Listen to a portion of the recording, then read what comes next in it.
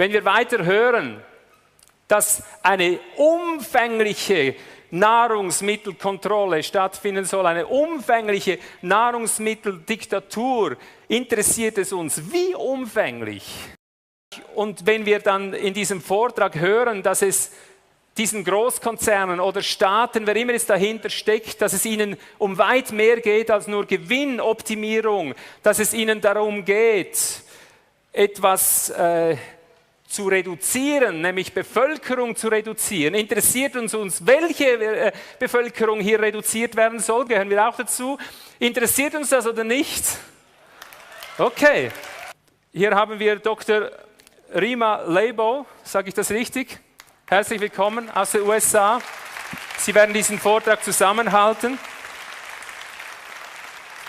Dr. Rima Lebo graduierte 1970 am Albert Einstein College of Medicine, machte sie den Doktor, praktiziert seither 35 Jahre praktische natürliche Medizin, untersucht die Auslöser von degenerativen und chronischen Krankheiten und behandelt die Probleme, nicht die Symptome. Im Gegensatz zu den üblichen Ärzten behandelt sie die Probleme, nicht die Symptome, und zwar mit Nährstoffen und anderen natürlichen Optionen. Kann es sein, dass sie kompetent genug ist für uns?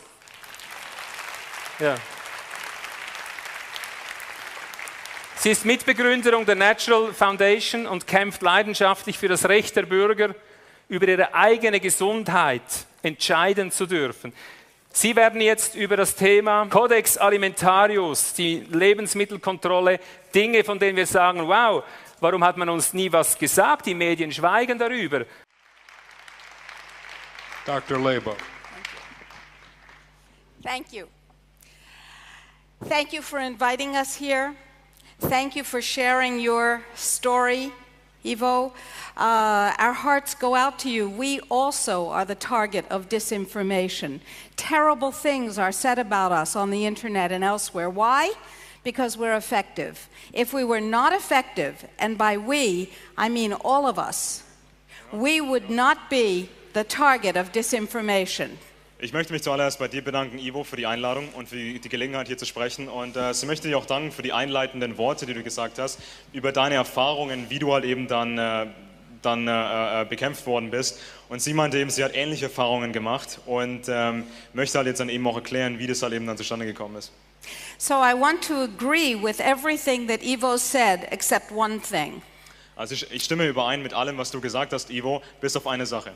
Ladies and gentlemen, dear children, dear children, we are the mainstream. Meine Damen und Herren, liebe Kinder, wir sind der Mainstream.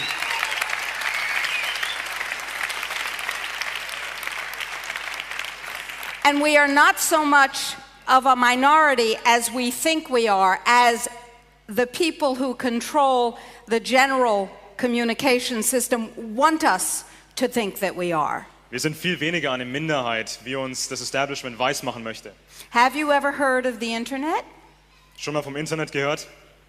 On the internet, we are the mainstream. Im Internet sind wir der Mainstream. And it is our responsibility to spread that stream wider and wider and wider, because truth rings in the heart like a bell, and we are the bell ringers. Es ist unsere Verantwortung, diese Informationen zu verbreiten, diesen Informationsstrom zu verbreiten, denn Wahrheit in jedem instinktiv. Es ist wie ein Glockenläuten, wie ein Alarmsignal. And part of the bell was here on stage. The music, the voice, the guitar, the violin. We will not win these truth battles without music. I've been saying that for decades, and I was joyed to my soul to hear young people singing the truth, ringing the bell, and I want to thank all of you. Wir können diesen Informationskampf, diesen Informationskrieg nicht gewinnen ohne Musik, und sie möchte nochmal sich herzlich bedanken für die wundervolle Musik und eine wundervolle Alarmglocke oder eine wundervolle Möglichkeit, diese Informationen zu verbreiten. Let me give you the bottom line first. Lassen Sie mich Ihnen das Thema so kurz wie möglich zusammenfassen. The bottom line comes from the Bible. It says, and the truth shall make you free. Der grundlegende Gedanke kommt aus der Bibel und die Wahrheit wird euch befreien. So. Now, I have a lengthy slide presentation to show you. It's got 11,654 slides. Ich habe eine lange PowerPoint-Präsentation mit über 11.000 Seiten. And it will be on the internet and it will be on the DVD. So we're going to race through some of those slides. Die Präsentation wird später auch im Internet verfügbar sein und auf DVD verfügbar sein. Und sie möchte jetzt quasi durch die wichtigsten Punkte der Präsentation halt eben flott durchgehen und euch so schnell wie möglich halt die Informationen unterbreiten. But before I begin the PowerPoint presentation, I want you to understand something that I understand. You may already know this. You're going to hear about different topics that are censored. They are all the same topic. They are all part of a war against truth and a war against your survival and mine. Wir werden viele verschiedene Themen hören, auch Ihr Vortrag ist untergliedert in Themen. Und Sie werden dann quasi feststellen, dass eigentlich in all diesen Themen, da gibt es eine gemeinsame Basis, ein gemeinsames Konzept. There are two websites that I want you to memorize and burn into your consciousness or maybe write them down. Ich möchte, dass ihr euch zwei Webseiten merkt und sie euch aufschreibt und nicht vergisst.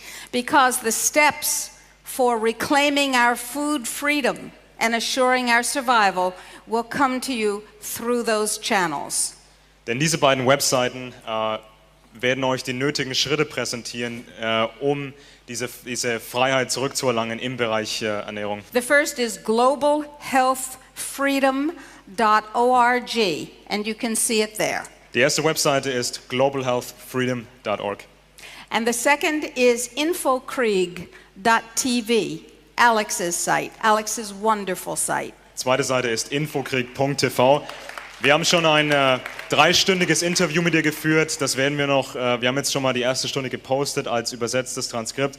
Wir sind noch schon dabei, das zu vertonen. Das könnt ihr auf der Seite dann auch kostenlos finden. So what are these people talking about? General Stubblebine and Dr. Lebo. Why are they up here talking about war and survival? Because we are talking about Warum reden Major General Stubblebine und ich heute hier? Warum sind wir hier und sprechen über Krieg? We are talking about weaponized food, food designed to kill you. Wir sprechen über Nahrungsmittel, die in Waffen verwandelt worden sind. Nahrungsmittel, die entworfen sind, designt sind, um zu töten. And I use those words very seriously. Und sie nimmt diese Worte, diese Wortwahl ist absolut ernst gemeint und nicht übertrieben. But don't feel special. You're not alone. You're part of 90% of the human race that is designed to die. Wir alle hier sind Teil von den 90% der Weltbevölkerung, die in absehbarer Zeit verschwinden sollen. The Natural Solutions Foundation is a not-for-profit, government-free, industry-free foundation. Die Natural Solutions Stiftung ist eine Stiftung, die nicht beeinflusst ist von der Regierung. Sie ist international und sie ist Gemeinwohl laut Steuergesetz, also nicht um Profite zu machen. Not beloved of the United States. Also die Regierung der Vereinigten Staaten ist nicht sonderlich glücklich, dass diese Stiftung existiert. We're also registered in Panama, where we have an eco-demonstration project designed to teach how to reclaim food. Ein Teil der Stiftung befindet sich in Panama und sie haben verschiedene Projekte, die die Kontrolle über die Nahrungsmittel zurückholen sollen. We have 3 trustees, 2 are here today. Our mission: protect, defend, extend health and health freedom. Das Missionsziel ist, die Freiheit im Bereich Gesundheit zu schützen, zu verteidigen, auszuweiten. A slave is a person whose body is owned by someone else. Ein Sklave ist definiert als eine Person, deren Körper jemand anderes gehört.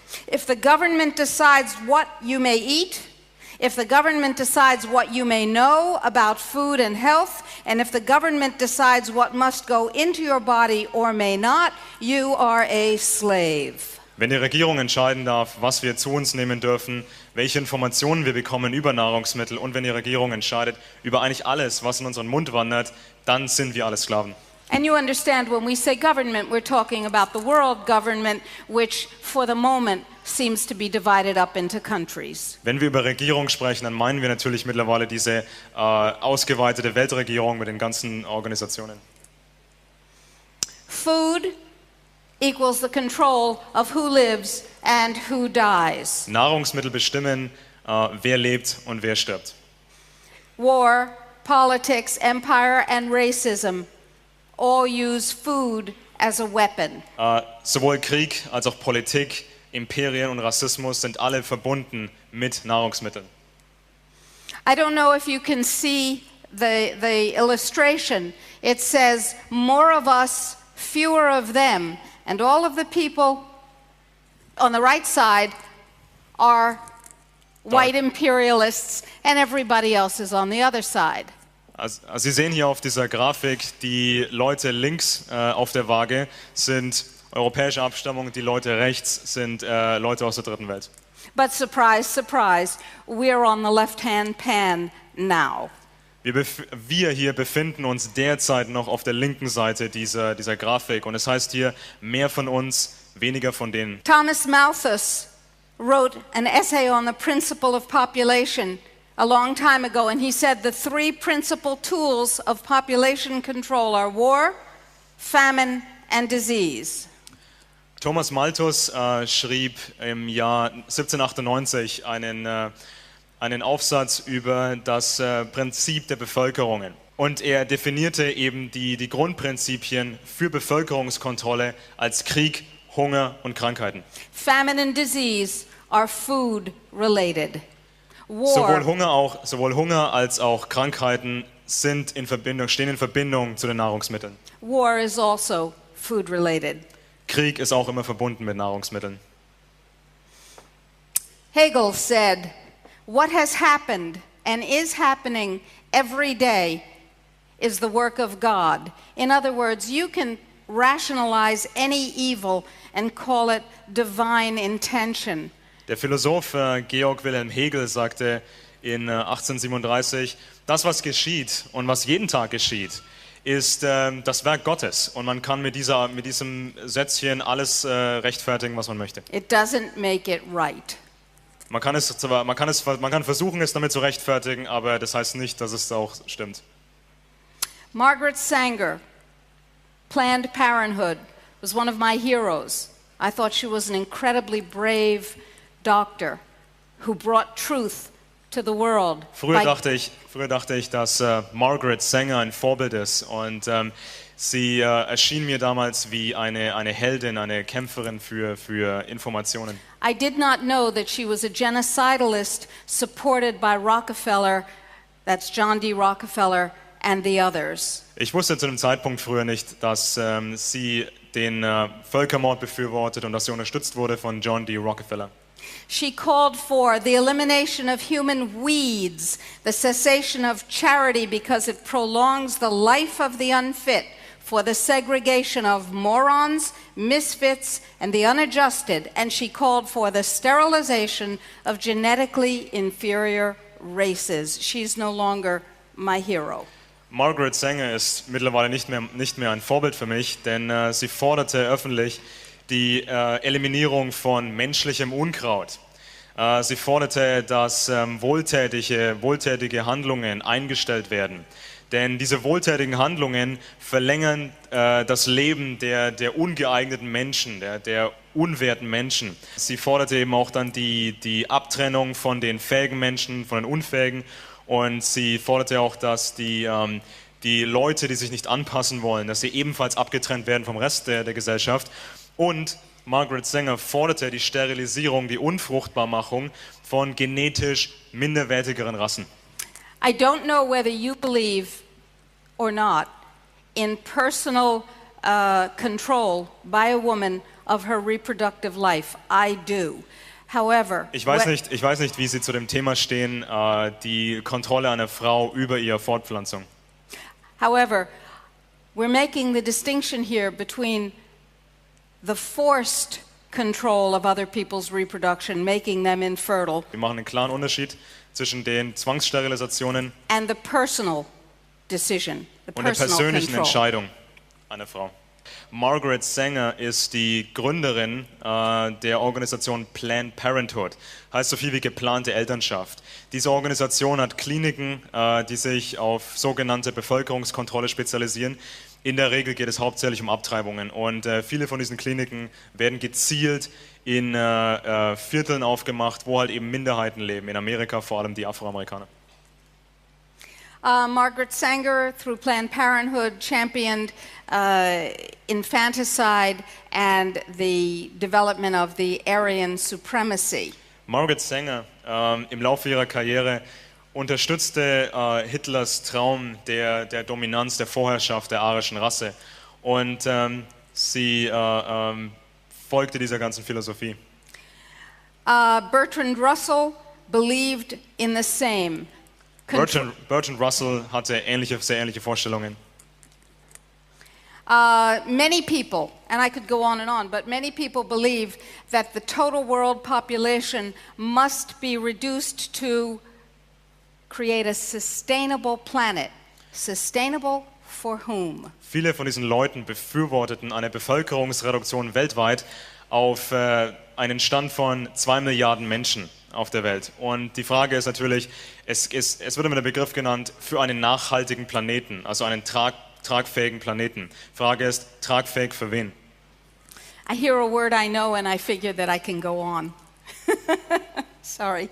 Okay. Many famous people, like Sir Francis Crick of Watson and Crick, who discovered DNA, believe that we must create widespread infertility. Ein Wissenschaftler, nämlich der Nobelpreisgewinner Sir Francis Crick, einer der Entdecker der DNA, meinte, sie müssten die Unfruchtbarkeit fördern. For instance, fluoride in water is not really good for your teeth, is very bad for your bones, creates all kinds of neurological problems, but it helps to make you infertile. Die Substanz Fluorid, die unter anderem in den Vereinigten Staaten ins Trinkwasser gegeben wird, ist auch in eurer Zahncreme drin, aber das Fluorid in dem Trinkwasser schützt nicht eure Zähne, sondern es führt auf Dauer zur Unfruchtbarkeit. It also makes you passive. Es verursacht neurologische Probleme, macht die Leute passiv. And tractable, so you will agree to anything. Der Stoff macht die Leute eben so schwach, dass sie eigentlich sehr, sehr leicht handzuhaben sind durch die Obrigkeit. Skip this. Henry Kissinger. Anybody here ever hear of Henry Kissinger? Ihnen ist der Name bekannt, Henry Kissinger. Henry Kissinger, in the year 1974, wrote a secret document in which he said that America's first objective in foreign policy must be the reduction of population in the third world. Henry Kissinger verfasste im Jahr 1974 ein geheimes Dokument, ein Plandokument, und in diesem Dokument forderte er, dass es das primäre, erste, wichtigste Ziel der US-Außenpolitik sein soll, die Bevölkerungen in der dritten Welt zu reduzieren. Now, remember that the United States drives food policy around the world. Die Vereinigten Staaten bestimmen zum Großteil die Nahrungsmittelpolitik auf der Welt. And since 1974, population reduction has been the primary policy of the United States, the primary foreign policy item of the United States. Und seit 1974 wurde eben die Bevölkerungsreduktion in der dritten Welt zu dem Hauptpunkt der amerikanischen Außenpolitik Now gegenüber der dritten Welt.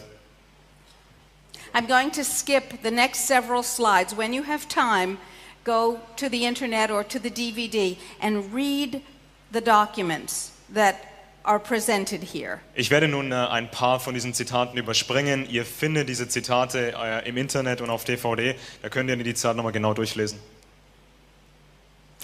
In this set of documents or quotes I show you that Henry Kissinger acknowledged in this document that world food production could feed the population, but nonetheless we should go ahead and reduce the population for the good of the United States. In einem der Dokumente gab Henry Kissinger zu, dass da nicht genügend Nahrungsmittel existieren, um die ganze Welt zu ernähren, aber er meinte, trotzdem sollte eben diese Politik der Bevölkerungsreduktion weitergeführt werden.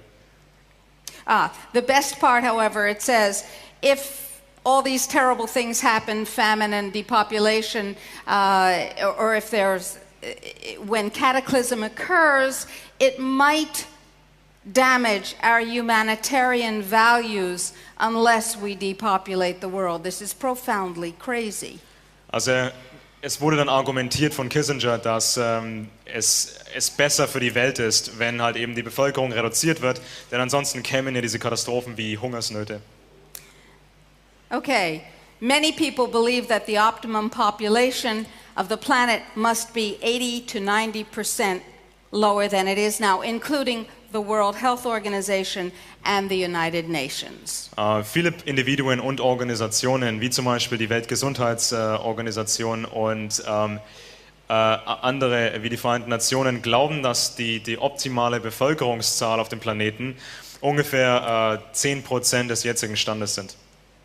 Depopulation tools include war, famine, disease, and infertility vaccines, which have been developed and used by the World Health Organization since 1974. Die Werkzeuge der Bevölkerungsreduktion beinhalten Krieg, beinhalten die Sterilisationen durch unter anderem Impfstoffe, die explizit designt wurden, unter anderem von der Weltgesundheitsorganisation, um Leute unfruchtbar zu machen.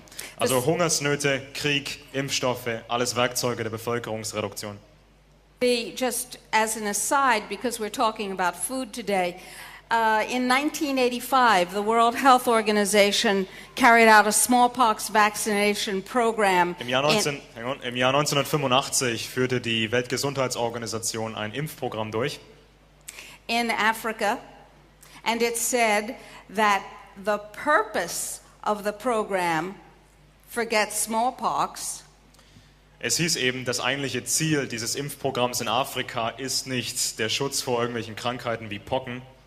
It said in black and white, in writing, that the purpose of these vaccines which create infertility was to eliminate, and I quote, 150 million excess sub-Saharan Africans. Es hieß schwarz auf weiß in klaren Worten, dass das Ziel dieses Impfprogramms nämlich die Eliminierung war von 150, und das ist ein Zitat, sogenannten überschüssigen Afrikanern im Sub-Sahara-Bereich unter der Wüste. 150 Millionen sogenannte überschüssige Afrikaner sollten eliminiert werden. And in the Philippines recently, the World Health Organization was convicted by the High Court, the Supreme Court. In den Philippinen wurde die Weltgesundheitsorganisation von den Gerichten verurteilt, of involuntarily sterilizing through these same vaccines 3 million women Filipinos. Das Gericht hatte geurteilt, dass eben dieses Programm in den Philippinen dazu gedacht war, um 3 Millionen philippinische Bürger zu sterilisieren. So if you think this is conspiracy theory, think again. Also wenn Sie denken, dass es sich hier um Verschwörungstheorien dreht, dann sollten Sie nochmal drüber nachdenken. The big population control factor that we're going to talk about today is food. Das Werkzeug für Bevölkerungskontrolle und Bevölkerungsreduktion, über das wir heute sprechen, ist Nahrungsmittel. Everyone eats. Jeder von uns muss essen. And if your food is poisoned, you will die. Und wenn unser Essen giftig wird, dann sterben wir dran. And if your food is poisoned with profit-making chemicals and procedures like irradiation and pesticides, you will die generating a profit. Und wenn diese vergifteten Nahrungsmittel vergiftet wurden durch Substanzen oder durch Prozesse, die sehr viel Geld einbringen für die Konzerne, dann ist nicht nur der Fall, dass wir dann daran sterben, sondern wir sorgen auch für gewaltige Profite dadurch. And if your food is poisoned in such a way that you will generate, or your body will generate, the chronic degenerative diseases, wenn die Nahrungsmittel so entworfen wurden, dass sie diese chronisch degenerativen Krankheiten auslösen bei uns, then while you suffer and while you die and while you watch your children die, you will feed the coffers of the new feudal aristocrats. also warum geben wir unseren Kindern diese Nahrungsmittel, warum essen wir diese Nahrungsmittel selber, wenn wir dadurch diese feudalen Aristokraten, diese Oberschicht halt eben dadurch fördern? So how did this happen? Why do I have the words Big Pharma and US under food as a tool of depopulation? Warum steht nun hier Big Pharma, also die großen pharmazeutischen Konzerne, und USA hier unter dem Oberbegriff Nahrungsmittel? Here's why. Folgendes ist der Grund. Who has heard of Codex Alimentarius? Wer von Ihnen hat von Codex Alimentarius gehört? A few hands. Codex Alimentarius means food rules, and indeed food does rule. Codex Alimentarius bedeutet so viel wie die Gesetze über Nahrungsmittel. Und sie hat jetzt ein Wortspiel angeführt, das ist schlecht zu übersetzen, aber es geht ja darum, dass Nahrungsmittel eben einen sehr, sehr wichtigen Stellenwert haben natürlich. The term Codex Alimentarius goes back to the Austro-Hungarian Empire, where a set of rules were created so the courts could rule on food-related disputes. Der Begriff Codex Alimentarius geht zurück bis in den Bereich von 1897 bis 1911, in dem Österreich, also in Österreich-Ungarn, da wurden eben schon diese Standards gesammelt und akkumuliert und man war dann schon sehr, sehr fortgeschritten mit diesen Gesetzen.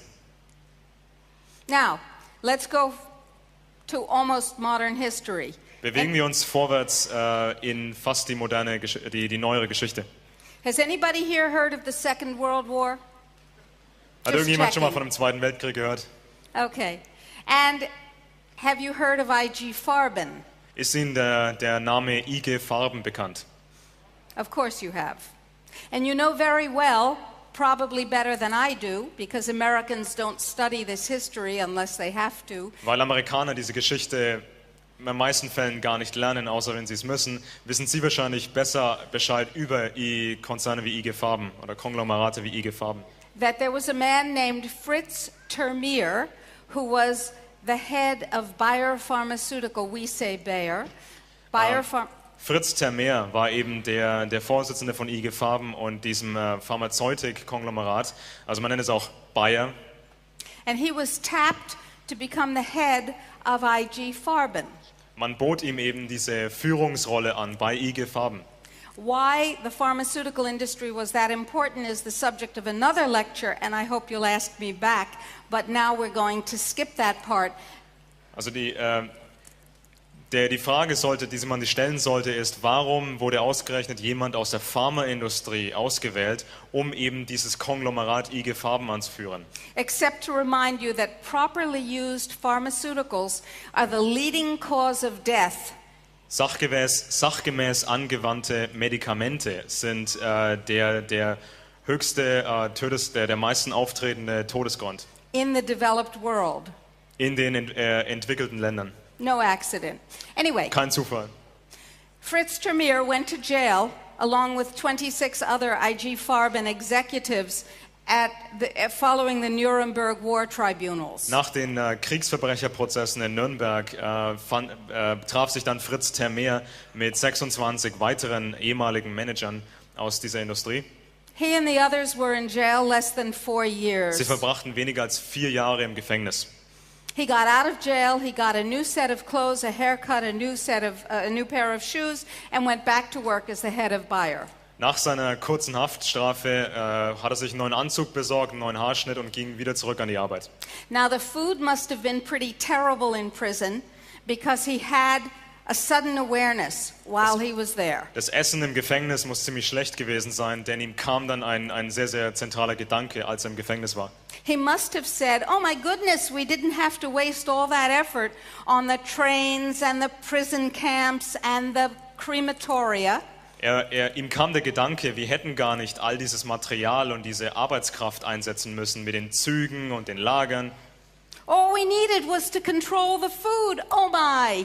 Wir hätten einfach nur die Nahrungsmittel kontrollieren müssen, das hätte gereicht.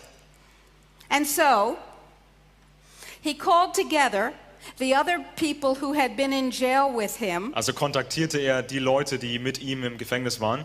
who were pharmaceutical executives, Alles leitende Manager von Pharmakonzernen. now once again running the newly independent companies that had been broken out of IG Farben. Und diese ehemaligen leitenden Manager waren dann die neuen leitenden Manager in der Industrie.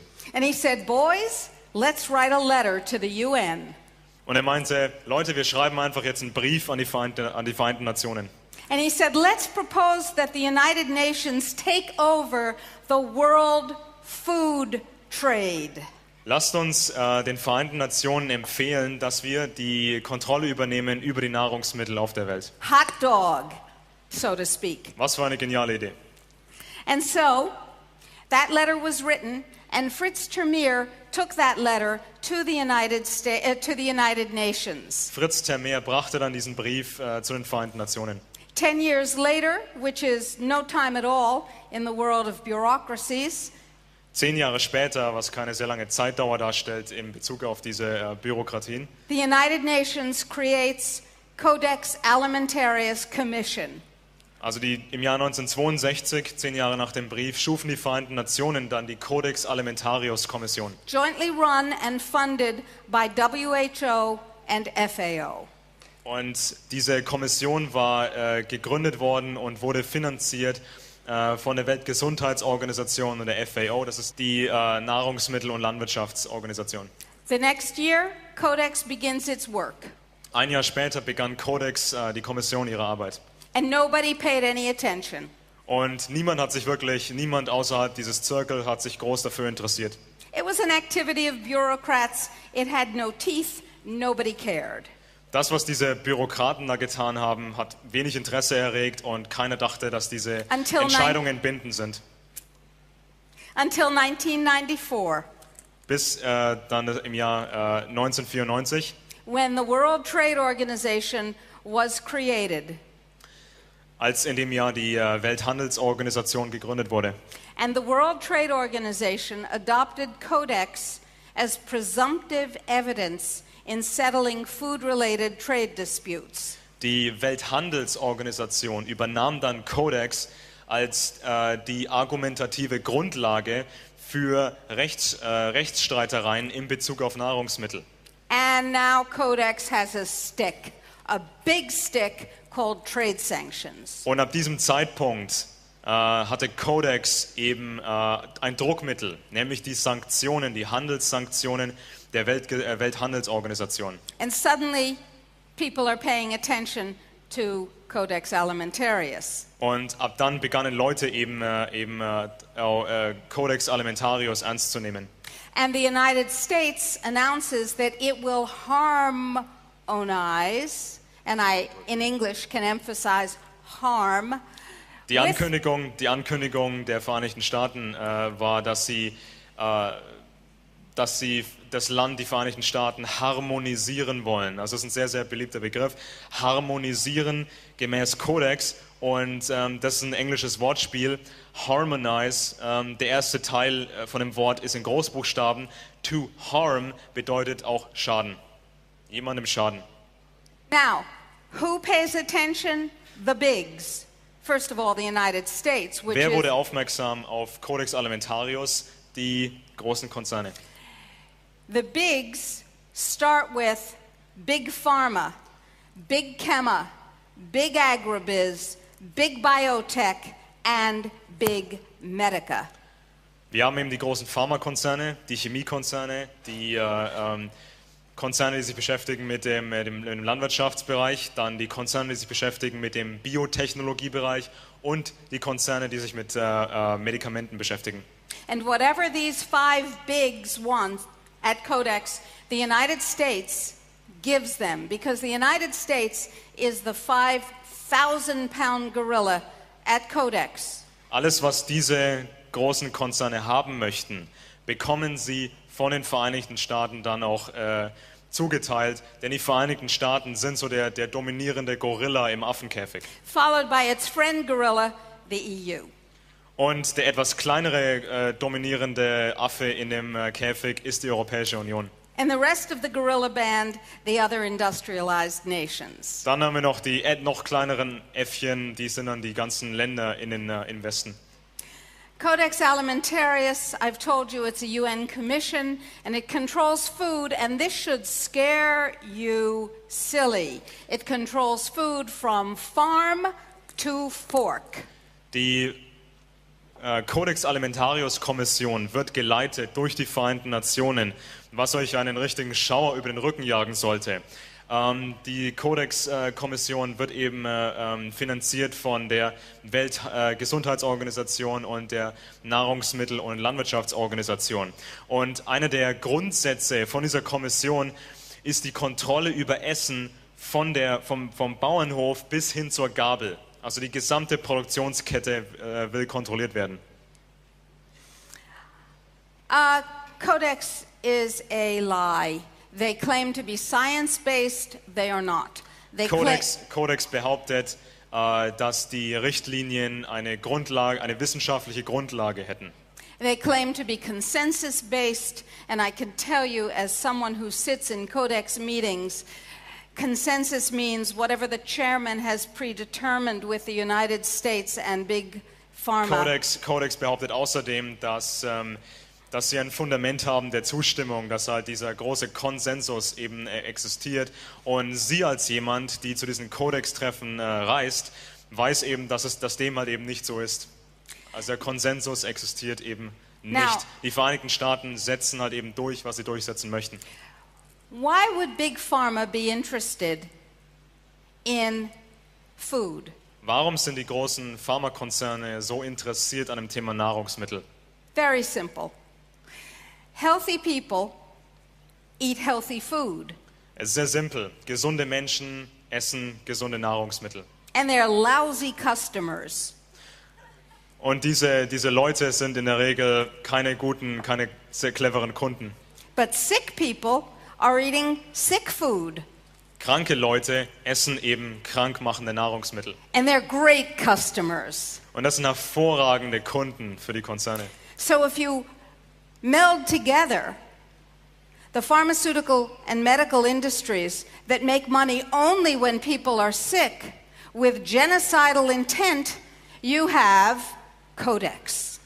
Wenn man die Absicht zum Völkermord, zur Bevölkerungsreduktion verbindet mit Konzernen, die sich beschäftigen mit Nahrungsmitteln und Medikamenten, dann haben wir eine ziemlich gefährliche Mischung. Supposedly it's voluntary. Countries don't have to go along with it. Es wird behauptet, dass Codex freiwillig wäre für die einzelnen Nationen.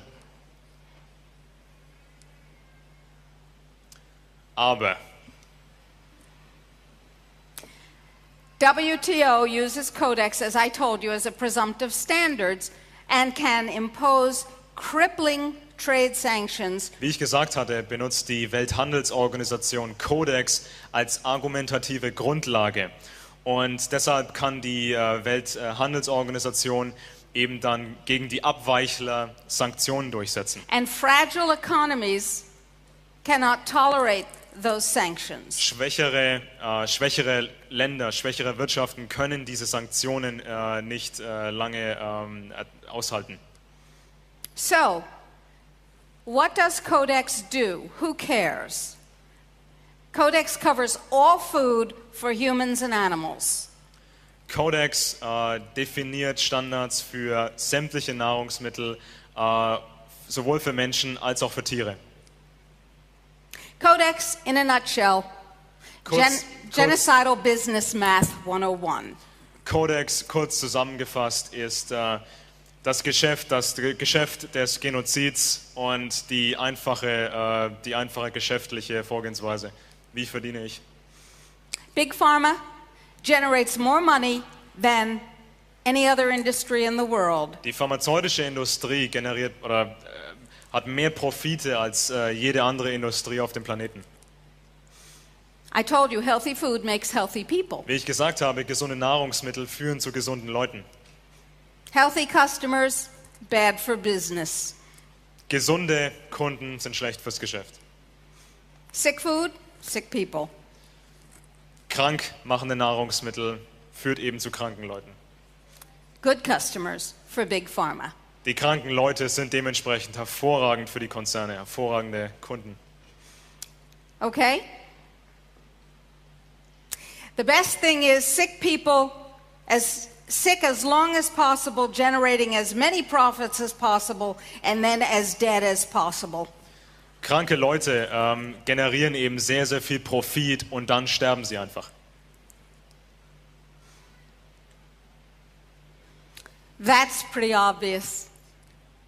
Sie sehen ja die mathematische Grundlage des Genozids. Now, in order for this to happen, the food must be as contaminated as people can tolerate. Nahrungsmittel müssen soweit verunreinigt und kontaminiert sein, dass es den gewünschten Effekt hat. And all natural health options, non-pharmaceutical options, must be eliminated. Unter Codex sollen alle natürlichen Optionen im Bereich Ernährung und Gesundheit eliminiert werden. And that is part of the war on you. If you can only take drugs, your bodies belong to the state. If you cannot take herbs, if you cannot take homeopathy, if you cannot choose other options, you are slaves and you are slated for extinction. Wenn man keine Wahl hat, welche Kräuter oder Nahrungsmittel oder Medikamente man zu sich nimmt, dann ist man ein Sklave dieser Regierung, die über uns entscheidet. Now, remember I told you that Codex was voluntary and that countries don't have to go along with Codex? Ich hatte erwähnt, dass Codex angeblich freiwillig ist und die Länder Codex nicht unbedingt folgen müssen. With the exception of genetically modified food, the EU backs the US on everything it wants. Bis auf die genetisch modifizierten Nahrungsmittel unterstützt die Europäische Union alles, was Amerika vorgibt. I can tell you, as an environmental physician, which is one of my trainings, Als eine Ärztin, die natürliche Medizin praktiziert, that the level of pesticides kann ich Ihnen sagen, dass die Menge an Pestiziden and contaminants, und andere verseuchende Stoffe, irradiation, Bestrahlungsverfahren für Nahrungsmittel and other ways to make food unwholesome und weitere Methoden, um diese Nahrungsmittel eben zu verschlechtern. which Codex allows, Codex gestattet. will kill Die you and your children. Ich kann Ihnen also versichern, als Medizinerin, die natürliche Medizin praktiziert, dass all diese Methoden, die Codex gemäß sind, dass sie eben die Leute eben krank machen und dass die Leute dann irgendwann sterben an den Nahrungsmitteln. That's what it's intended to do. Das ist die erklärte Absicht. Oh, she can't be correct. Surely she's exaggerating. Oh, sicherlich muss ich das hier übertreiben. We know that high potency nutrients, such as we in the United States are permitted for the moment, are under severe attack here in Europe. In den Vereinigten Staaten haben wir hochdosierte Vitamin- und Mineralstoffpräparate. Diese Präparate sind in den Vereinigten Staaten noch erlaubt. Und es wird halt eben mehr und mehr in den Vereinigten Staaten und der Europäischen Union darauf hingearbeitet, dass diese hochdosierten Präparate eben vom Markt verschwinden. I know as a physician using no drugs for almost 40 years of practice, no drugs. That Ich verwendete in meiner Tätigkeit als Ärztin 40 Jahre lang keine gewöhnlichen Medikamente. that without high potency nutrients, I couldn't cure cancer, I couldn't cure the other degenerative diseases, and I couldn't reverse the damage done by the environment. Ohne diese hochdosierten Mineralstoffe und Nährstoffe konnte ich keinen Krebs heilen, ich konnte keine anderen chronisch degenerativen Krankheiten heilen, ich konnte auch nicht die Schäden wieder reparieren, die dann entstanden sind. And that's the whole point, isn't it? Und darum geht es dann letztendlich. Now, the European Union has decided that high potency nutrients are to be treated as toxins. Die Europäische Union hat entschieden, dass sie hochdosierte Präparate wie Giftstoffe behandeln möchte. On July 4th, 2005, General Stubblebine and I were present in the Codex Alimentarius Commission chamber while the vitamin and mineral guideline was ratified to the jubilation of the United States. Am 4. Juli 2005 war ich mit Albert Stubblebine bei einem Codex-Treffen, wo dann die sogenannte Richtlinie für Vitamine und Mineralstoffe verabschiedet worden ist. Und diese Verabschiedung wurde von der amerikanischen Delegation gefeiert. According to the estimates of organizations like UNICEF, UNESCO, the World Health Organization, and the United States government, that one guideline will kill a minimum of 3.5 billion people. Billion people. Laut den Schätzungen von Organisationen wie der UNESCO, den Vereinten Nationen und der US-Regierung und anderen wird diese Richtlinie alleine mindestens 3 Milliarden Menschen töten durch die Unterversorgung mit Nährstoffen. Billion. Milliarden. How? Because that document, if subscribed to around the world, will guarantee undernutrition. Diese Richtlinie, wenn sie dann weltweit durchgesetzt wird und wenn sie weltweit verbindlich wird, stellt eine Unterversorgung mit Nährstoffen sicher. The World Health Organization says correctly that the preventable epidemic diseases of undernutrition, non-communicable, are Die Weltgesundheitsorganisation definiert die verhinderbaren epidemischen, nicht ansteckenden Krankheiten der Unterversorgung mit Nährstoffen als die wichtigsten oder die größte Todesursache auf dem Planeten, die am häufig auftretendsten Todesursache. cancer, cardiovascular disease, stroke, diabetes, obesity.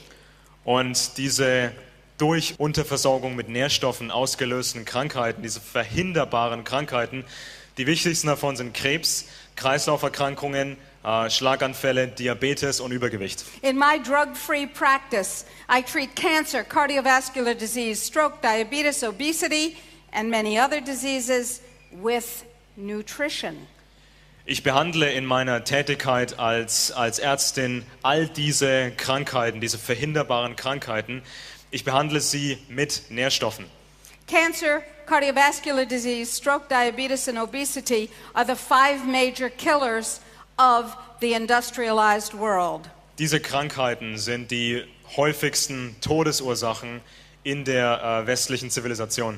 They are also the 5 principal moneymakers of the pharmaceutical and medical industry. Mit diesen Krankheiten wird auch in der Industrie am meisten Geld verdient. Do you see the picture?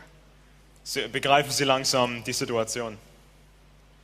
Now, GMO. Anybody here in this room want genetically modified food? Möchte irgendjemand hier in dieser Halle genetisch modifizierte Nahrungsmittel? Of course not. Natürlich nicht. But you're getting it Aber today. wir bekommen sie heute bereits. If you eat meat here in the European Union, the animals that you are eating have been fed genetically modified food. Wenn Sie in der Europäischen Union Fleisch essen, dann wurden diese Tiere gefüttert mit gentechnisch veränderten Futtermitteln. Unless they're organic or biologique. Es sei denn, es handelt sich um zertifizierte Bioschlachtung. Then they're only fed a little bit of genetically modified food. Dieses Biofleisch ist immer noch dann zum gewissen Teil eine Fütterung mit gentechnisch veränderten Nahrungsmitteln. In October there was a secret meeting of 27 countries. Letzten Oktober gab es ein geheimes Treffen von 27 Nationen. Every country in the EU. Jedes Land der Europäischen Union. High-level people met together to decide how to overcome your resistance to genetically modified food and force you to eat it. Das Treffen dieser ranghohen Abgesandten, das Treffen handelte davon, man wollte Strategien ausarbeiten, wie man eben das Volk dazu bekommen kann, den Widerstand aufzugeben gegen gentechnisch veränderte Nahrungsmittel. Und Es drehte sich darum, wie man es den Leuten letztendlich auch aufzwingen kann. Is that okay with you? Finden Sie das in Ordnung? Probably not. It's not okay with me. Höchstwahrscheinlich nicht. Okay. Codex does lots and lots of bad things. Codex hat einige sehr, sehr, sehr finstere Einzelheiten und Programme. In fact, having read an enormous number of Codex guidelines and standards and having sat through many meetings, I can tell you that I know of not one thing that Codex has ever done that's good for you, the planet, or your children. Ich habe zahlreiche Dokumente von Codex Alimentarius gelesen. Ich war bei vielen Konferenzen von Codex Alimentarius und ich kann Ihnen versichern, dass ich nicht auf eine einzige Sache gestoßen bin, die wirklich positiv ist für uns und unsere Kinder. Now, one of the things that Codex does is it gags people like me from telling people like you about the health benefits of food and food components. Codex möchte außerdem verhindern, dass Leute wie ich mit Leuten wie Ihnen darüber sprechen, was wirklich gut für uns ist. Codex does degrade the organic standards so that they become as meaningless as they are in the United States. Codex verschlechtert die Standards für biologische Produkte und diese Verschlechterung wird immer schlimmer und schlimmer, bis dann dieser Standard Bio irgendwann so wertlos ist wie der Bio-Standard in den Vereinigten Staaten. So, Codex gives you, and the EU takes everything that Codex offers it and puts it on steroids. Codex, die Europäische Union, übernimmt alles von Codex und tritt dann richtig aufs Gaspedal. So, where the EU or where Codex sets up a standard for undernutrition, the EU sets out the European Food Supplements Directive, which is far worse than Codex requires. Die Europäische Union übernimmt die Standards von Codex und setzt da noch einen obendrauf und erlässt dann neue offizielle EU-Richtlinien, wie diese Direktive über Nahrungsmittel und Nahrungsergänzungsmittel. Und diese neuen Direktiven der EU sind sogar noch schlimmer als das, was Codex eigentlich vorgeschlagen hat. I would like to have you read that slide, translated into German. Codex offers you das, was Codex uns anbietet, was wir von Codex letztendlich davontragen, ist die Entwicklung von noch mehr verhinderbaren Krankheiten, als sie es jemals gegeben hat in der Geschichte. Was wir auch von Codex davontragen, ist, dass wir an mehr Medikamenten sterben als jede andere Bevölkerung in der Geschichte. Wir dürfen unter Codex auch zusehen, wie unsere Kinder sterben, speziell die Kinder, die im Jahr 2000 oder später geboren wurden. Also wir können zuschauen, wie unsere Kinder sterben vor uns. Und unter Codex verlieren wir auch unsere Gesundheit und unsere Fähigkeit, uns fortzupflanzen. just a quick note on genetically modified foods to reinforce your revulsion. Ich möchte ein paar Fakten anführen über gentechnisch veränderte Nahrungsmittel, um Sie nochmal genauer daran zu erinnern, womit wir es hier zu tun haben. GMO foods, independent science shows us, are associated with the lack of human beings and animals to bear young. Die unabhängige Forschung hat gezeigt, dass gentechnisch veränderte Nahrungsmittel zu einer verringerten Zeugungsfähigkeit führen, sowohl bei Tieren als auch bei Menschen. The mothers of the tiny little mice there, the little mouse, were fed GMO soy feed. Die Mutter dieser Mäuse wurde gefüttert mit gentechnisch verändertem Sojabohnen. 80% of those mothers' mouse pups died before they were born. 80% der Mäuse, die Mütter waren, sind gestorben an dieser Ernährung. 55.9% of them died within 3 months after they were, of those who survived after they were born. Von den überlebenden Mäusen starben dann 55,9% innerhalb von wenigen Wochen. Of the rat pups. Of the rat pups born to mothers fed the same diet but of non-genetically modified soy, 3% died. In der Kontrollgruppe, die anderen Versuchstiere, bekamen reguläre, natürliche Fütterung und es starben nur 3%. GMOs cause many deficits and problems in every system of the body. Gentechnisch veränderte Nahrungsmittel verstören sehr viele Prozesse im Körper eines Menschen. And they are linked to cancer, heart disease, infertility, autoimmune disease. Und Great money makers for Big Pharma and Big Medica.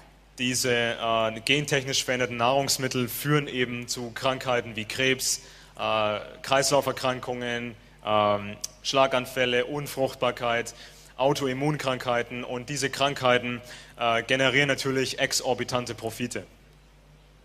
And more and more. Und es gibt noch weitere viel mehr Probleme, die verursacht werden durch diese Nahrungsmittel. Once the DNA of a genetically modified anything gets into the environment, it spreads pretty much to everything. Sobald ein gentechnisch veränderter Organismus in die Natur ausgesetzt wird, sei es eine Pflanze oder ein Tier, wird sich diese genetische Veränderung weiter verbreiten. One of the things that GMOs are linked to is forbidden seed saving. Do you understand how important that is? If a farmer cannot save seed to improve his stock and must buy seed from the seed manufacturers, our food is not ours. We are slaves eating the food of slavery. Wenn die Bauern gentechnisch veränderte Pflanzen anbauen müssen, dann können diese Landwirte eben nicht neues Saatgut gewinnen und das Saatgut eben aufbewahren. Und wenn eben das nicht möglich ist, dass die Bauern ihr Saatgut selber haben und speichern können, dann führt es eben dazu, dass unser Essen eigentlich gar nicht mehr uns gehört. Sustainability is not possible if we do not have the right to eat the food that we wish. Wir können keine Nachhaltigkeit haben, wenn wir nicht entscheiden dürfen darüber, welche Nahrungsmittel wir essen. Superbugs, superweeds, superpests, and HIV are all associated with GMO food. Gentechnisch veränderte Nahrungsmittel werden in den Zusammenhang gebracht mit viel potenteren neuen Erregern, Krankheitserregern, mit neuem Unkraut, mit gefährlichen Krankheiten wie HIV/AIDS. HIV? Did she say HIV? Habe ich gesagt HIV? Yes, she did. And here's why. Ja, ich meine es ernst und hier ist der Grund dafür.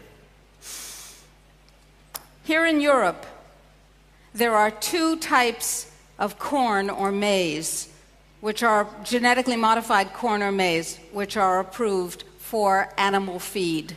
Hier in Europa sind 2 gentechnisch modifizierte Maissorten zugelassen. The genetic material from those foods go into the animals, go into the environment, go into us. Teile der modifizierten DNA wandern über das Futtermittel in die Tiere und letztlich in die Menschen, die die Tiere essen. Those 2 types of maize, MON 810 and NK 603, have been used in Africa secretly for 15 years. Diese Sorten wurden in Afrika 15 Jahre lang inoffiziell, heimlich angebaut. In order to make a genetically modified anything, you have to have a promoter virus as part of the mix. Um diese sogenannten Hybride herzustellen, braucht man einen sogenannten Promoter-Virus. Das ist eine Gensequenz, die den gewünschten Effekt haben soll, dass man eben diese DNA einbauen kann. The promoter virus is generally the cauliflower mosaic virus. Normalerweise verwendet man den sogenannten Cauliflower Mosaic Virus, heißt so viel übersetzt wie der Blumenkohl-Mosaik-Virus. The cauliflower mosaic virus by itself reduces CD4 cells. Der Virus an sich, der in der Natur vorkommt, reduziert bereits die Anzahl der CD4-Zellen, wichtige Zellen im menschlichen Organismus. What is the diagnosis of AIDS based upon? HIV/AIDS. Wie diagnostiziert man HIV/AIDS? It is based on the reduction of CD4 cells to levels where life cannot be sustained. Man misst bei den Leuten die Anzahl der CD4-Zellen und wenn diese Anzahl einen gewissen Wert unterschreitet, dann geht man aus, dass dieser Mensch AIDS hat. So, are the people of Africa dying of the HIV virus, which has never been proven to cause disease and may not exist? Or are they dying of the MON 810 and NK 603 corn that is their staple? Also sterben diese Afrikaner wirklich an dem HIV-Virus, der noch nie wirklich schlüssig nachgewiesen worden ist, oder sterben diese Afrikaner in Wirklichkeit an diesem Mais MON 810, MON 810, MON 810 and, MON 810 und NK 603? NK 603. Or are they dying of a combination of undernutrition, which you remember from my talk earlier, and the cauliflower mosaic virus? Oder wird eben diese AIDS-Epidemie begünstigt durch die Unterversorgung mit Nährstoffen einerseits und diesen Cauliflower Mosaic Virus? One of the gifts of Codex, the United States, and the pharmaceutical industry. Eines der Geschenke an uns von der Pharmaindustrie, den Vereinigten Staaten und Codex. Now, what can we do about it? I'm going to skip the many other things associated with GMOs because either you know it or you can come back and find out more. Ich überspringe ein paar Informationen über gentechnisch veränderte Organismen, denn Sie können sich diese Informationen nachher nochmal beschaffen und studieren. Codex is being applied in Europe against the laws, as I understand them, of Europe. Codex wird in der Europäischen Union durchgesetzt, widerrechtlich. And against the precautionary principle, which says if it's dangerous, you can't use it. Und es werden eben diese Grundprinzipien missachtet. Das Grundprinzip, wenn es schadet oder schaden könnte, soll man es normalerweise überhaupt nicht erst in den Markt einführen. That's true of the irradiation, the pesticides, the GMO, and all the other contaminations of food. Diese Missachtung dieses Prinzips findet man auch bei diesen Bestrahlungsmethoden von Fleisch und anderen Nahrungsmitteln. Man findet sie in den ganzen anderen Bereichen. But don't worry, we're going to fix it together. Aber wir zusammen werden dieses Problem lösen. Okay.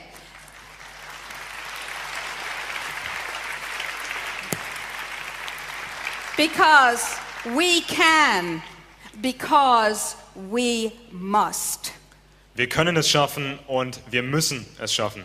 Now, I'm going to skip the technical part about Codex. It goes on, and I'm going to tell you very briefly that the Natural Solutions Foundation created the International Decade of Nutrition to demonstrate how it's possible to solve this problem. Ich überspringe jetzt ein paar Details von Codex, die Einzelteile über Nahrungsmittelkennzeichnung und so weiter. Und ich möchte jetzt eingehen auf ein Projekt der Natural Solutions Stiftung. Das Projekt ist das internationale Jahrzehnt der Nährstoffe. Now, with a problem this complex, the solutions are complex, but doable. Das Problem ist sehr komplex, deshalb ist auch die Lösung komplex, aber es ist zumindest erreichbar. So we must, among other things, change the political process and control it, and we must reclaim the production of food globally. Wir müssen die Kontrolle zurückerobern über das politische Vorgehen und wir müssen die Kontrolle uns zurückerobern über die Nahrungsmittel selbst. But you weren't busy this week, were you?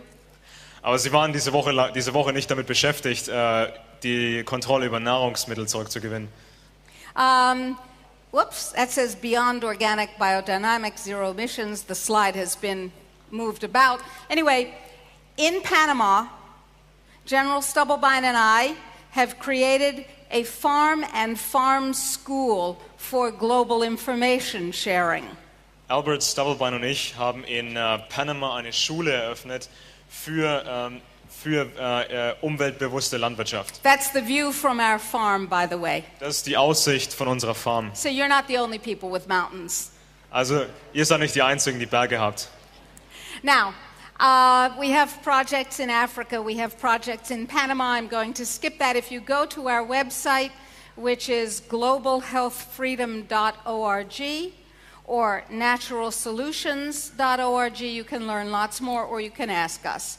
However, Auf den Webseiten globalhealthfreedom.org und naturalsolutions.org. now, by the way, those two beautiful children were taken on our coffee farm where we are creating techniques to share with farmers around the world to grow coffee in economical ways without any chemicals. Diese zwei Kinder, die Sie hier sehen auf dem Foto, kamen in einer Farm unter und es wird gearbeitet an neuen Methoden, um eben ohne toxische, giftige Stoffe Kaffee anzubauen und ähnliche Dinge anzubauen.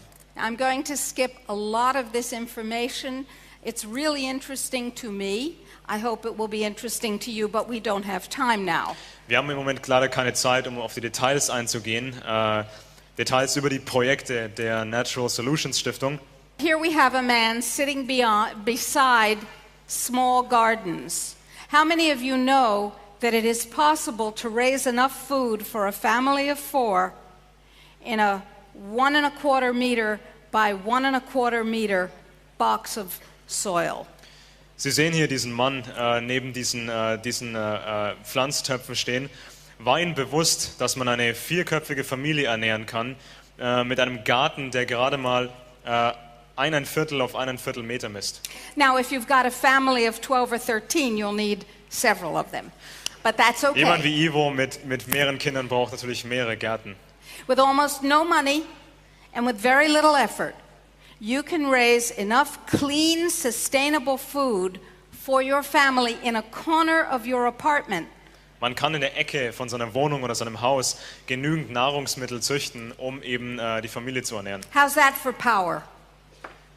Was halten Sie davon als Kontrolle über Lebensmittel?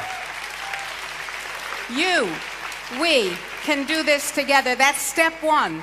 Raise your own food and we will show you how. Das ist der erste Schritt. Züchten Sie Ihre eigenen Nahrungsmittel. Und wir zeigen Ihnen auch, wie Sie das am besten machen. That's the first step. Don't eat contaminated food. Das ist der erste Schritt. Essen Sie keine verseuchten Nahrungsmittel. Grow your own. Züchten Sie Ihre eigenen. Get together with neighbors. Grow lots for a small group or a larger group. Schließen sich zusammen mit Ihren Nachbarn und bebauen mehr Flächen. And there will be administrative and criminal sanctions which will be presented that you need to push back. Es wird mehr und mehr vorgeschlagen werden, dass Gesetze eingeführt werden, die eben diesen Privatanbau von Nahrungsmitteln verbieten oder einschränken. And you will hear that it's bad for you and that the food isn't as nourishing and so on. That's the false mainstream media. They will come at us. Man wird euch allen dann erzählen, dass diese privat angebauten Nahrungsmittel schlecht für uns sind und dass man das nicht tun sollte, und die Medien, die Massenmedien werden natürlich dann das Gleiche nachplappern. They will come at us. Man kann sich auf Angriffe einstellen durch die Massenmedien in Bezug auf den privaten Anbau von Nahrungsmitteln. Now the political part. We're going to be healthy because we're eating clean food, we're sharing it with our neighbors, we are strengthening communities, we're teaching our children the survival skills and the mental skill for survival. That's why these children are so dear to all of us that Das are ist der here. eine Schritt, der Anbau von gesunden Nahrungsmitteln, der Informationsaustausch, damit wir endlich verstehen, worum es hier geht. But you have something here in Europe that we lack in the United States. Well, you have many things here in Europe that we lack. Wir haben eine Sache hier in Europa, die es in den Vereinigten Staaten nicht gibt. One of the things you have is referendum potential built into your system that we do not have. Wir haben in Europa die Möglichkeit für ein Referendum über verschiedene Themen. 1 million people, that's one person out of every 48.5 Europeans, signing a letter demanding the European Parliament reopen an issue will cause that to happen. You all know that, right? Wenn 1 Million Leute ein Dokument unterzeichnen, in dem es heißt, wir fordern, dass die Europäische Union das Thema komplett neu aufgreift. So we must create a petition demanding that the European Union, and this will change the world, by the way, demanding that the European Union re-examine its participation in Codex. Wenn wir schaffen, dass die Europäische Union ihre Teilnahme an Codex überdenkt, The European Food Supplements Directive, which guarantees undernutrition in the face of Codex toxic foods. wir müssen diese Direktive verhindern, die sich beschäftigt mit den Nahrungsmitteln und den Nahrungsergänzungsmitteln. The European Medicinal Herbal Directive, which guarantees that you will not have access to the full range of herbal products, medicinal products that you need to have if you choose not to use drugs, needs to be re-examined. Es gibt eine weitere Direktive in der Europäischen Union. Diese Direktive möchte eben den Zugang der Leute einschränken und sogar stoppen zu Heilkräutern und anderen Substanzen. Also man will uns die Alternative wegnehmen zu den Medikamenten. The entire position of the European Union and its member states toward so-called alternative medicine needs to be re-examined as part of this total picture. Wir müssen die Europäische Union dazu zwingen, dass sie ihre Haltung überdenkt zu den ganzen Nahrungsmitteln und der Einstellung zu alternativen Heilmethoden. And in the same way that we are the mainstream, there is nothing alternative about alternative medicine. Da wir eigentlich der Mainstream sind, It is sollte good, man eigentlich gar nicht den Begriff anwenden, Alternativen. it is good medicine practiced by a few. Es dreht sich um gute Medizin, die leider noch von wenigen Leuten praktiziert wird. Conventional medicine using toxins, some of which you're going to hear about later, is the alternative, and it is the poor alternative any place except an emergency room. Die Schulmedizin mit all ihren Medikamenten ist die schlechte Randoption, die schlechte Alternative. Und die ganzen Medikamente aus der Schulmedizin, manche davon eignen sich hervorragend in einer Notaufnahme, bei einer Wiederbelebung, aber ansonsten haben sie eigentlich keinen Platz. And if you want to fight for your future and your children's future, then you must combine these things in your mind and fight for them using the political and the personal action process. Um uns selbst und unsere Kinder zu schützen, müssen wir diesen politischen Prozess in Angriff nehmen und die notwendigen Änderungen herbeiführen. So where can you sign this letter? Wo können wir diese Petition unterschreiben? I'm so glad you asked. Ich bin froh, dass ihr die Frage stellt. There are 2 websites. 2 Webseiten. The first is infokrieg.tv, Alex's website. Die erste Seite ist unsere infokrieg.tv. And right now, I'd like you all to join me in thanking Alex for his work, his brave, determined, vitally important work. Ich möchte, dass ihr mir dankt für meine Arbeit.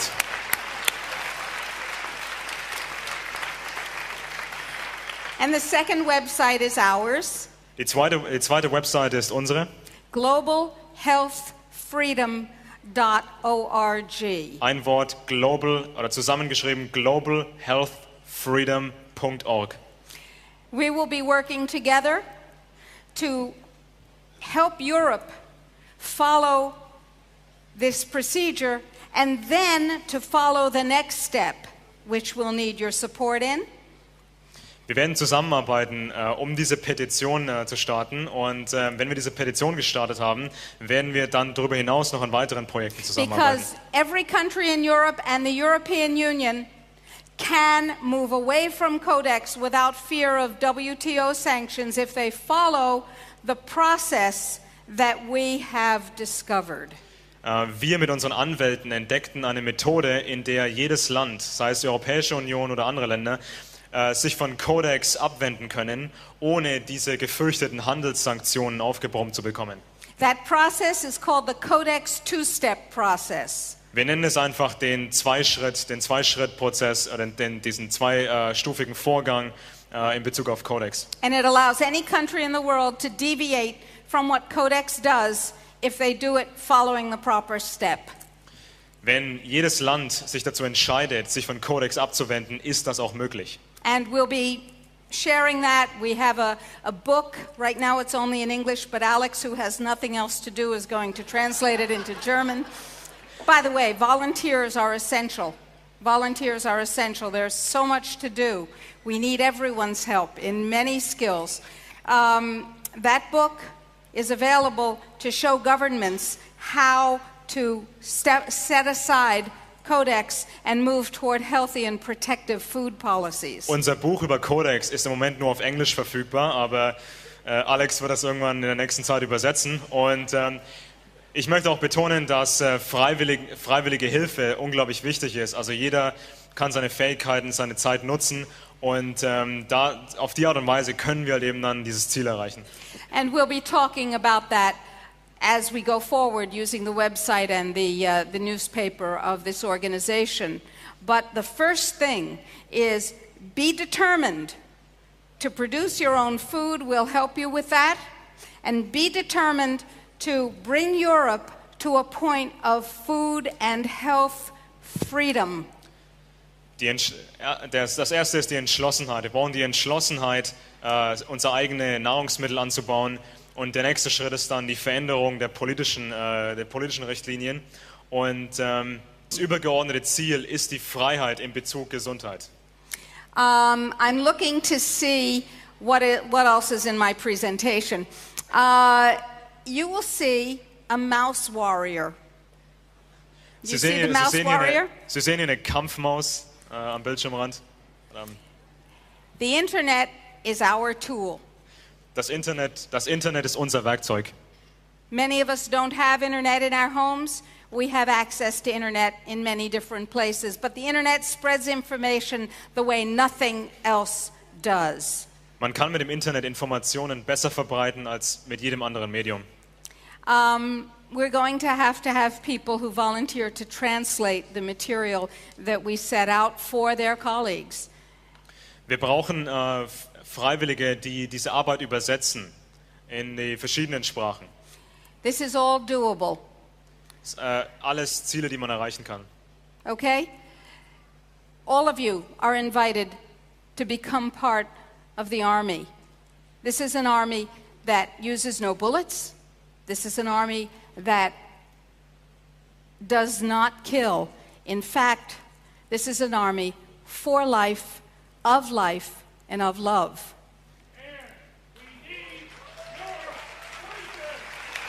We do.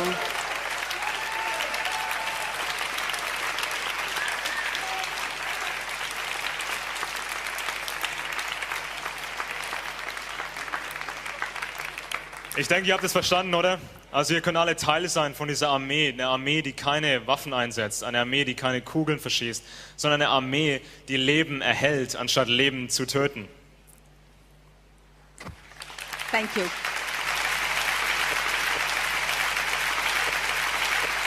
Thank you so much. Herzlichen Dank für, Thank für den you Mut, very all das auszusprechen. Danke auch, Alex, für die Übersetzung. Ja, da staunt man, nicht? Very good. Da staunt man wirklich, habe ich das recht gehört, ja? Ein Verbot unseres Saatgutes, widerrechtliches Einführen, habe ich verstanden, eines Codex, der uns so richtig an die Substanz geht. Verbot von eigenem Ansäen. Was hören wir hier alles? Wir hatten, das war ein Artikel, der ist vielleicht ungefähr ein Jahr alt, in den Vereinigten Staaten von Amerika. Hat ein Sondereinsatzkommando ein Haus gestürmt, weil diese Familie Rohmilch verkauft hat. Wo in? Also in den Vereinigten Staaten. Ja. Ich kann mich nicht genau erinnern, das könnt ihr sehr, sehr schnell finden im Internet. Und es ging wirklich nur um Rohmilch. Und es kam dann wirklich ein Sondereinsatzkommando, man nennt sie SWAT-Teams in Amerika. Und es wurde behandelt wie eine Razzia bei Drogen. Ah, ja. Also als würde es sich um illegale Drogen handeln, der verkauft wird, wurden dann Türen eingetreten, man ging dann mit vorgehaltenen Waffen da rein und verhaftete erstmal die Familie. Und einer, der ebenfalls ein sehr, sehr bekannter Aktivist ist, der hat in einem Interview halb im Ernst, halb im Scherz erwähnt, dass er vielleicht in der Zukunft irgendwann verhaftet wird, weil er ein paar Sprossen auf seinem Fensterbrett züchtet. Ja, ja. Natürlich ein bisschen überspitzt, aber letztendlich, wir sehen bereits, wie Codex implementiert wird. Also Codex ist nicht diese eine Sache, sondern es hat zwar diesen Oberbegriff, diesen Namen, aber es besteht aus Tausenden und Abertausenden Dokumenten und Richtlinien, die mehr und mehr bereits umgesetzt werden. Also es ist immer so ein komplexer Prozess. Und tatsächlich, die Kontrolle wird so total sein, wenn wir es zulassen, dass wirklich dann der Anbau von diesen paar Tomaten bei dir illegal werden kann, wenn man eben nicht sich an die Codex-Richtlinien hält.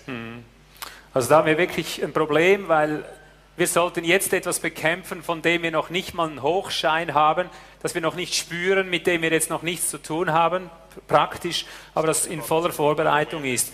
Also wir danken für diese Informationen, wir werden das im Auge behalten, wir werden diesen Kampf natürlich aufnehmen, das ist gar keine Frage. Wir haben hier von 3 Milliarden Toten gehört als Prognose und ich möchte darauf hinweisen, hier haben wir jetzt eine Ärztin reden gehört. Diese Tage wurde unsere erste Referentin Anita Petek richtig zerrissen in den Schweizer Medien, sowohl im Fernsehen als in den Pressen, wurde sie gründlichst wie eine Volksmörderin behandelt, weil sie diese Dinge gesagt hat, die wir jetzt hier wieder bestätigt hören von einer Ärztin, ja, und ihr macht mir den Vorwurf, sie sei keine Ärztin, Anita Petek, aber sie hat es bestätigt mit ihren Worten und wir wissen, es gibt einen Wald von Zeugen, die dasselbe sagen, alles Fachärzte, Professoren, alles verschwiegene Leute durch die Medien unterdrückt. Also wir danken für ihr Dasein, dass ihr den weiten Weg nicht gescheut habt.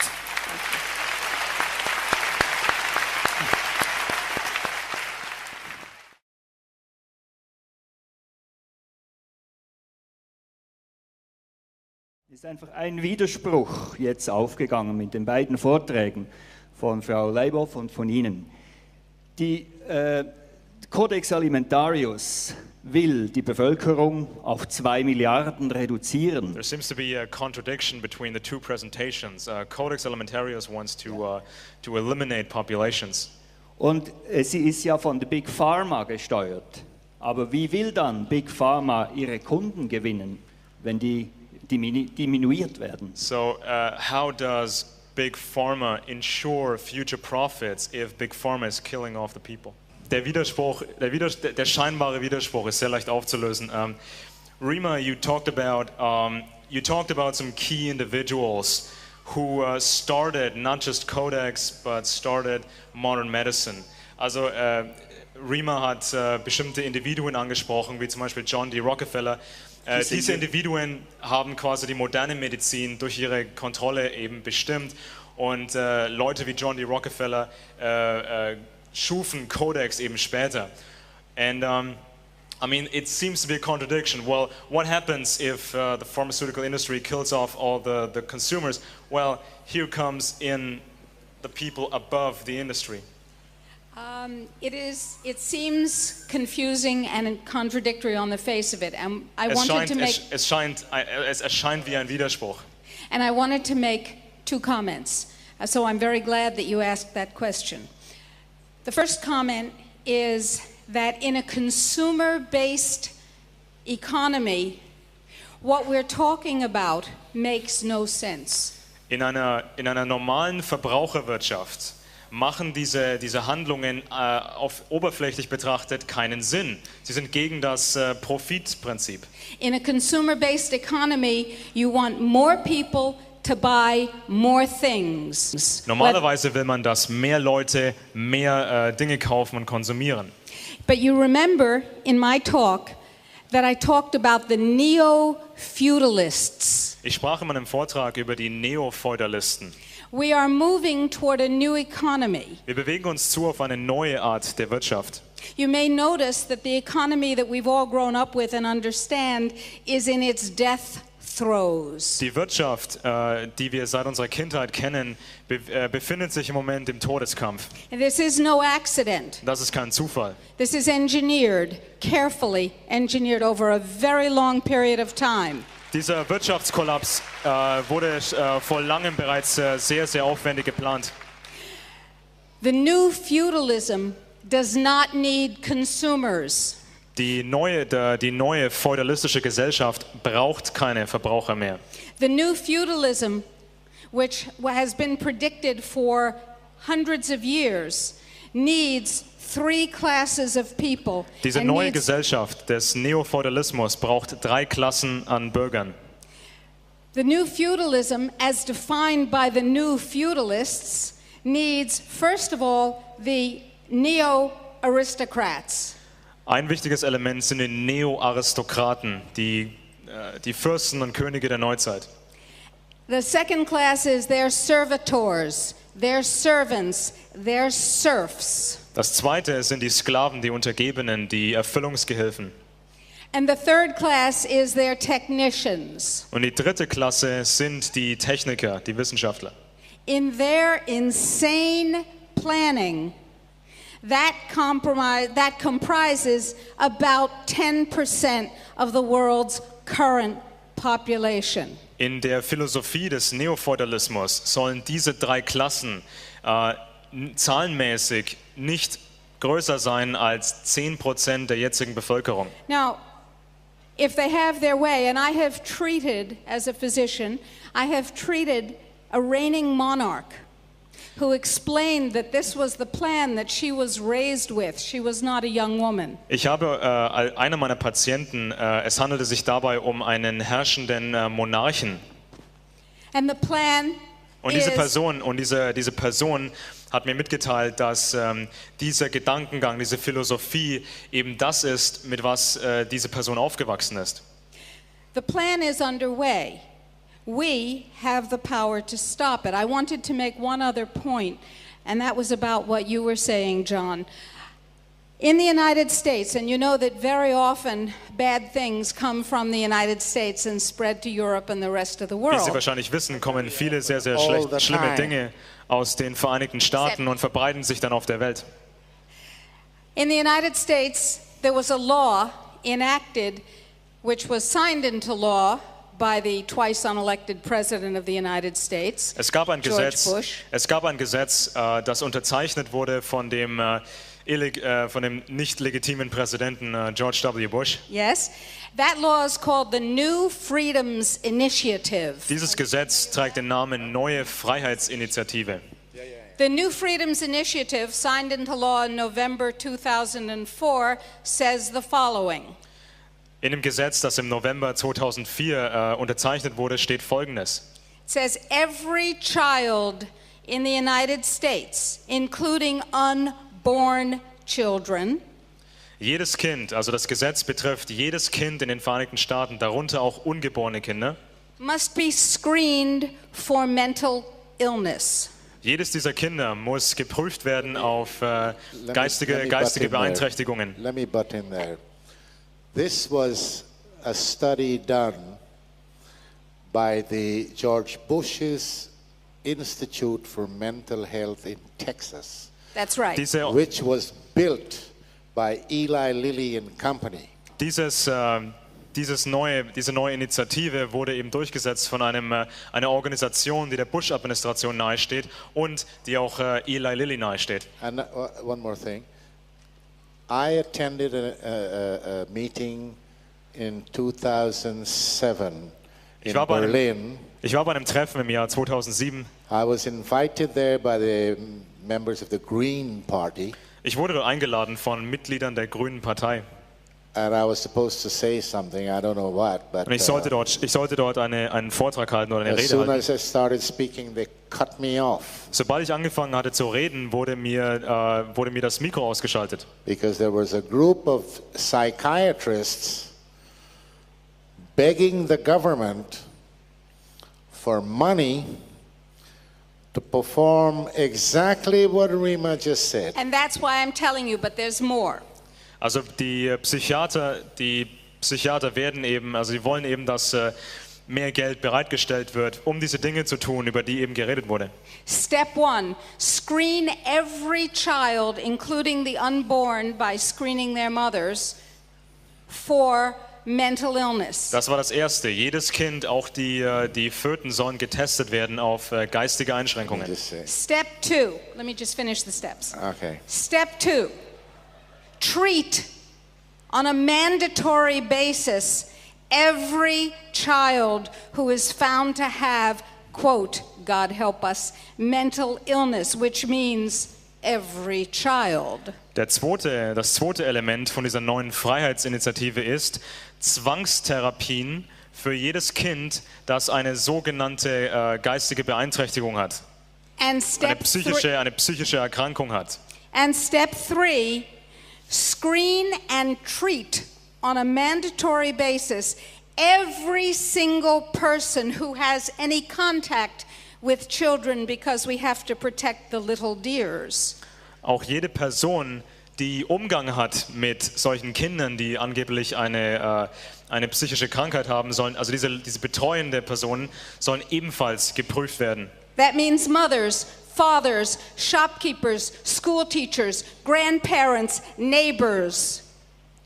Von den Nachbarn über die Lehrer, über Kindergärtner, einfach alles Eltern. Everyone. Does that answer your question? So first we control, and we make ill because every drug requires more drugs, which require more drugs, and then eventually we depopulate. Also erst wird die Kontrolle übernommen über die Medizin und dann kann man die Bevölkerung eben reduzieren. Ich möchte noch einen Punkt anfügen und zwar, Rima, you talked about John D. Rockefeller. Die Rockefeller-Familie, wie du vielleicht weißt, ist einer der Hauptanteilseigner der amerikanischen Zentralbank und anderen Zentralbanken auf dem Planeten. Also überleg dir gut, natürlich die Konzerne, die auf dieser Hierarchieebene weiter unten liegen, über diesen Konzernen stehen eben Familien und so Aristokraten, Königsfamilien und diese Familien, das Hauptziel ist nicht mal Geld, es geht vielmehr um Kontrolle. Also den Konzernen, die als Erfüllungsgehilfen dienen, denen geht es auf dieser unteren Ebene, damit sie ihre Aufgabe erfüllen, schon um Geld, aber letztendlich, die Rockefellers brauchen nicht mehr Dollars, die Rockefellers drucken die Dollars. Also sie müssen nicht unbedingt Geld verdienen, sie können das Zeug auch drucken lassen, wie momentan ja wieder, also mittlerweile wird ja wieder mehr Geld geschaffen als in der gesamten Geschichte der Vereinigten Staaten. Thank you, Alex. Thank you very much. Is that okay with your question? Das war eine sehr wichtige Frage. It gets more scaring and it gets to more relations than you ever thought.